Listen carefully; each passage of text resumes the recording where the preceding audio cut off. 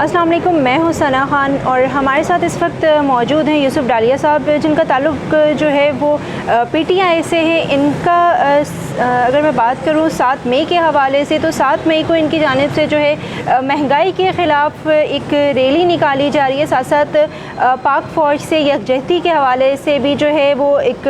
Rally की सूरत में ये वहाँ पर जाएंगे और उनसे जो है वो बुके या फ्लावर वगैरह जो है वो पाक फ़ौज को जो है वो पेश किया जाएगा। इनकी जानिब से मैं इनकी तरफ चलूँगी। इनको पहले अपने प्रोग्राम में जो है हम खुशामदीद बोलेंगे। अस्सलाम वालेकुम सर। वालेकुम अस्सलाम। मुझे ये बताएं कि आप महंगाई के ख़िलाफ़ जो आप रैली निकालने जा रहे हैं 7 मई को, तो आपसे पहले भी कई पार्टीज़ ने जो हैं वो रैलियाँ निकाली हैं, फ़ायदा क्या होता है इसका? बिस्मिल्लाहिर्रहमानिर्रहीम। बहुत शुक्रिया मैडम सना आपका और आपके चैनल का। बात यह है कि 7 तारीख जो है वो कमिंग संडे इंशाल्लाह शाम 4 बजे रीजेंट प्लाजा से जो है हम एक एहतजाजी और यकजहती मार्च जो है वो करेंगे towards press club, Karachi press club तक। इसका जो मेन मकसद है वो ये है कि एक हमने इन्फ्लेशन जो महंगाई है उसके हवाले से आवाज़ बुलंद करनी है, जो कि एक आम आवाम का मसला है, तमाम पाकिस्तानियों का मसला है। तो महंगाई के हवाले से, महंगाई इससे कम तो नहीं हो जाएगी, बट आप अपनी आवाज़ रेस करते हैं और दुनिया के तमाम जमहूरी जो निज़ाम है उसके अंदर आप अपनी आवाज़ जो है वो बाइस एहतजाज जो है वो अपनी जो मुतल्लिका हुकूमत होती है उन तक पहुँचाते हैं। तो एक इसका ये मकसद था। हम महंगाई कम तो नहीं कर सकते मगर अपनी जो आवाज़ है वो ज़रूर हुकाम बाला तक पहुँचा सकते हैं। एक ये था। और यकजहती मार्च जो है वो आपको एक इल्म ही है कि हम पाकिस्तान तहरीक इंसाफ के नज़रियाती वर्कर्स हैं और एक अरसा दराज हो गया हमें खुसूसी तौर पे पीटीआई के वर्कर्स के तौर पे, मुझे खुद जो है वो 25 साल हो गए और मैंने 2020 में जो एक माफिया चढ़ती हुई देखी पीटीआई के अंदर, तो उसके हवाले से आपके इल्म में है कि 5 जुलाई 2020 से हमने 372 दिन यानी कि 1 साल और 8 दिन का धरना इसी कराची प्रेस क्लब के बाहर ही दिया उस माफियाज़ के ख़िलाफ़ जिन्होंने पाकिस्तान तहरीक इंसाफ में पीडीएम का किरदार अदा किया। तो वो अल्हम्दुलिल्लाह जो बात कही गई यहाँ प्रेस क्लब धरने से और आज तक जो कहते हुए आए वो आप भी उससे बखूबी वाकिफ़ हैं, बल्कि आपसे इंटरेक्शन रहता है मीडिया के हवाले से, तो आप ख़ुद उससे बखूबी वाकिफ़ हैं कि वही जो आस्तीन के सांप थे उनकी वजह से ही खान साहब को जो है वो 3.5 साल के अंदर नाकामी का मुंह देखना पड़ा। और आज एक पीडीएम जो है वो मुल्क के ऊपर सवार है, जिसने मुल्क के तमाम वसाइल जो है वो अपने हाथों में लेकर आवाम के लिए मसाइल पैदा किए हैं। इसी तरह एक पीडीएम जो है वो हमारी पाकिस्तान तहरीक इंसाफ के अंदर है, जिन्होंने वर्करों के जो वसाइल थे या वर्करों के लिए जो भी उनको बेनिफिट था पार्टी के हवाले से, जिसमें हमारे 3.5 साल हुकूमत का दौर भी था, तो वर्करों के वसाइल के ऊपर इन्होंने कब्ज़ा किया और उनके लिए मसाइल खड़े किए। 3.5 साल जो आप लोगों की हुकूमत का दौर था उसमें भी तो महंगाई कम नहीं, बल्कि उसके बाद से ही अगर मैं बात करूं महंगाई के हवाले से, जिस पे आप 7 मई को आप एहतजाजी रैली निकाल रहे हैं, तो वो उसके बाद से ही बढ़ना शुरू हुई है। लोग आटे और इसके लिए जो है राशन के लिए लोग लाइन लगा रहे हैं, लोग 1000 रुपये के लिए अपनी जानों से जा रहे हैं। तो जब मैं ये कह रहा हूँ कि मैं पीटीआई का नज़रियाती यानी कि आइडियोलॉजिकल वर्कर हूँ, तो मैंने किसी भी स्टेज पे आपने कम से कम मुझसे तो ये बात नहीं सुनी होगी कि मैंने किसी ऐसी चीज़ को जो कि अनआइडेंटिफाइड है और मैं उसको कहूँ कि नहीं ये जेन्युइन है, तो ऐसा कोई भी करप्शन या ऐसी कोई भी प्रैक्टिस वो डेफिनेटली नहीं हुई 3.5 साल में। जब भी नाकामी का मुंह देखना पड़ा ना, हम भी तो यही बात कर रहे हैं कि ये लोग जो है वो अपने मुफाद के लिए आए हैं। यानी कि मैं जो पीडीएम की बात कर रहा हूँ वो इसीलिए कर रहा हूँ कि ये हमारी पार्टी पे काबिज़ है। हमने इमरान खान साहब ने बड़े बड़े दावे किए थे, बड़ी बड़ी आवाम से जो वादे किए थे, तो उसके बरक्स सारा काम हुआ। तो अगर आप खान साहब के सराउंडिंग जो लोग देखते हैं तो वो वही लोग हैं जो मुफाद परस्त हैं और अनफॉर्चुनेटली उन्होंने काफ़ी नुकसान भी पहुंचाया। मैं काफ़ी अरसे से इसके ऊपर स्ट्रगल कर रहा हूँ, काफ़ी चीज़ें फेस भी की हैं मैंने, मगर अगेन मैं वही बात करता हूँ जो मैं हर सोशल मीडिया या मीडिया पे कोट कर रहा होता हूँ कि बतौर being a worker of PTI हमें पहले ये इस चीज़ को जो है वो बिल्कुल मेक श्योर करना होगा कि पाकिस्तान की जो सलामती है, अगर हम पीटीआई के हवाले से रिप्रेजेंट कर रहे हैं हुकूमत में आके, तो पाकिस्तान की जो सलामती है वो पाकिस्तान के अंदर मौजूद इसी तरह की पीडीएम को छुटकारा दिलाने के बाद है। तो इसी तरह हमारी जो पीटीआई की सलामती है वो भी पीटीआई के अंदर जो माफिया है उससे छुटकारा दिला के, क्योंकि कल को पीटीआई अगर इस मुल्क पे आके हुकूमत करती है जो भी हमने की है लास्ट टाइम, तो ये पाकिस्तान की सलामती से मुतसादिम थी, ऐसे ही जैसे अभी है। अच्छा, एक मैं पॉइंट इसमें ऐड कर दूं, जो हमारी इस रैली के अंदर जो इसमें पाक पाक फ़ौज और जितनी भी हमारी फोर्सेस हैं, ख़ुसूसी तौर पे जो पाकिस्तान के लिए और पाकिस्तान के जो लॉ एंड ऑर्डर जो मामलात होते हैं जिनको देख रहे होते हैं, अमन व अमान के हवाले से जिनकी काविश है हत्ता के शहीद तक होते हैं, तो ये तमाम उन फोर्सेस को और शमूल पाक फ़ौज ख़ुसूसी तौर पे सबके लिए इज़हार यकजहती भी है इंशाल्लाह। और ये हम उस प्रोपेगेंडे का जवाब देने जा रहे हैं जो PTI के अंदर एक खासा बना हुआ है कि पाक फ़ौज के ख़िलाफ़ जो है वो मनफी प्रोपेगेंडा करके और पूरी दुनिया में उसको बदनाम करना। तो हमारे बतौर आइडियोलॉजिकल वर्कर हमने ना ये पाकिस्तान तहरीक इंसाफ के मंशूर में ये चीज़ देखी है, ना हमारी तरबियत में ये शामिल है कि हम अपनी फ़ौज के ख़िलाफ़ अगर मैं PTI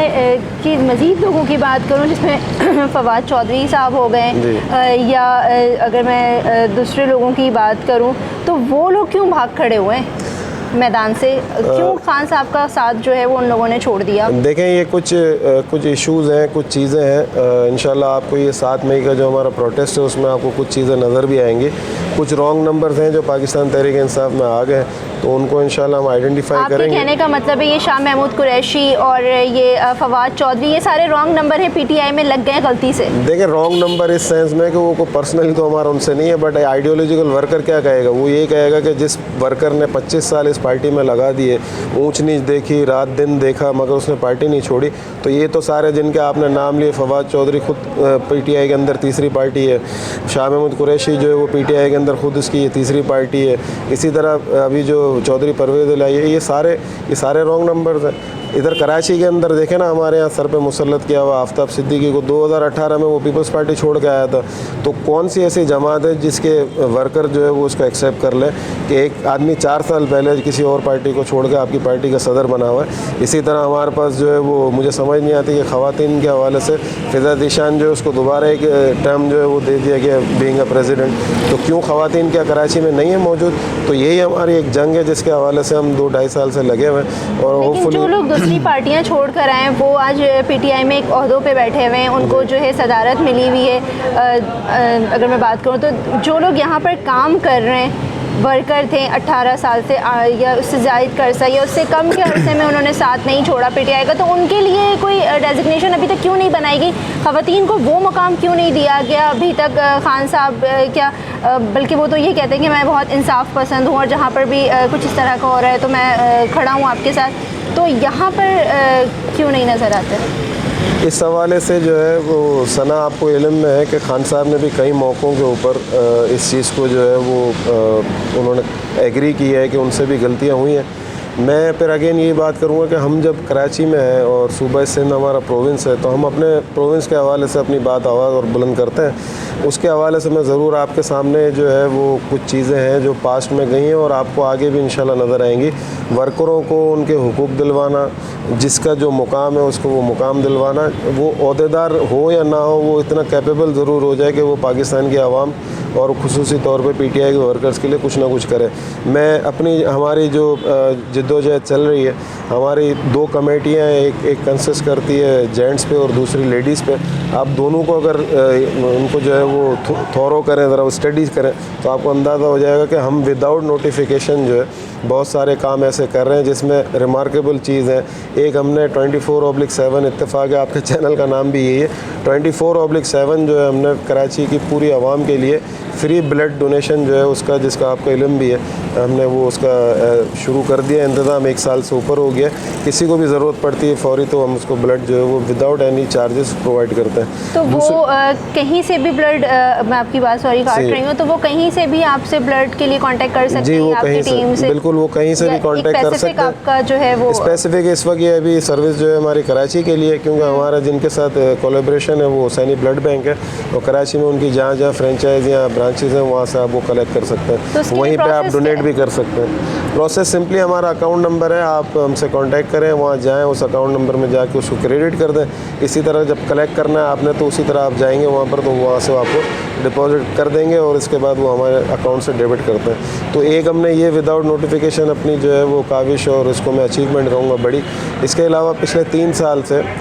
मैं एज अ पॉलिटिकल वर्कर के साथ साथ सोशल एंड वेलफेयर वर्कर भी हूँ। तो मैं पिछले 3 साल से अपने जितने भी PTI के हमारे जितने कराची के जो वर्कर्स हैं ख़ुसूसी तौर पे और मुस्तहिकीन हैं उनको हमने राशन का भी एक सिलसिला शुरू किया हुआ है। तो वो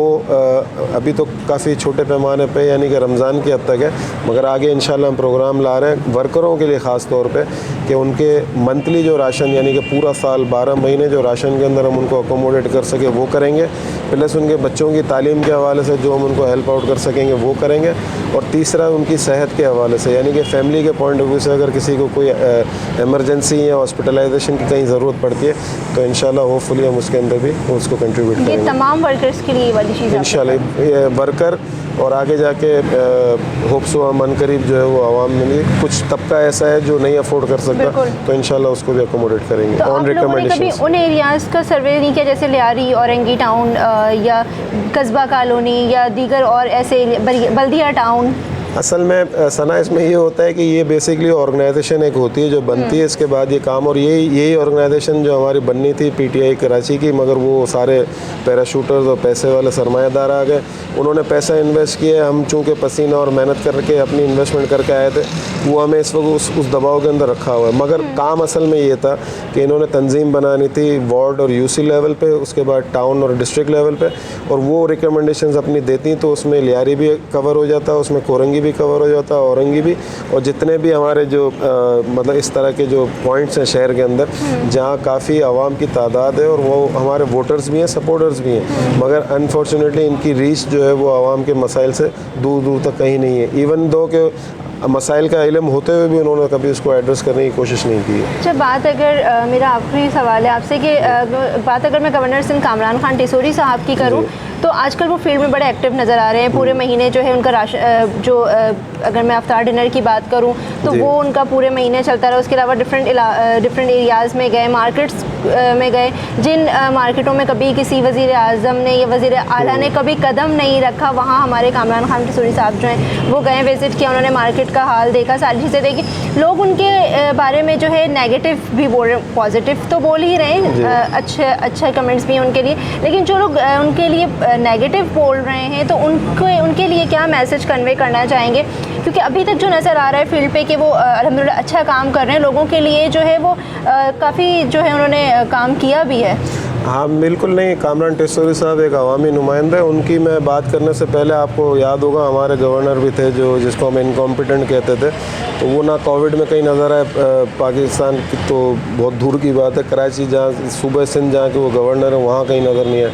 इसी तरह जो है आपको पता है जब इनकी ये टेन्योर जब 3.5 साल में हुकूमत का ख़ात्मा हुआ तो आप बतौर गवर्नर सिंध इतना तो फ़र्ज़ बनता था कि पूरे सिंध आधे से ज़्यादा सिंध सैलाब में डूबा हुआ था, तो वो आपको कहीं नज़र नहीं है। यस, आप आ जाएँ कामरान टिसोरी के ऊपर तो बिल्कुल वो अवामी नुमाइंदे हैं, मेरी भी उनसे मुलाकातें हुई हैं और मुझे खुशी इस बात की है कि देखें सियासत जो है ना वो बेसिकली उसका मतलब है खिदमत, तो खिदमत की जाती है आवाम में जाके, आवाम के अंदर बैठ के, आवाम के मसाइल को समझ के उनको एड्रेस किया जाता है, और उनको अल्लाह ने जो है वो इस वक्त ओहदा दिया गवर्नर सिंध का, तो उनके पास जो है वो कुछ पावर्स भी हैं, कुछ वो डिपार्टमेंट लेवल पे जो है वो चीज़ों को टेकअप भी कर सकते हैं और करवा भी सकते हैं अपनी मॉनिटरिंग में। तो मुझे बहुत खुशी है पर्सनली, वो अनटिल अनलेस के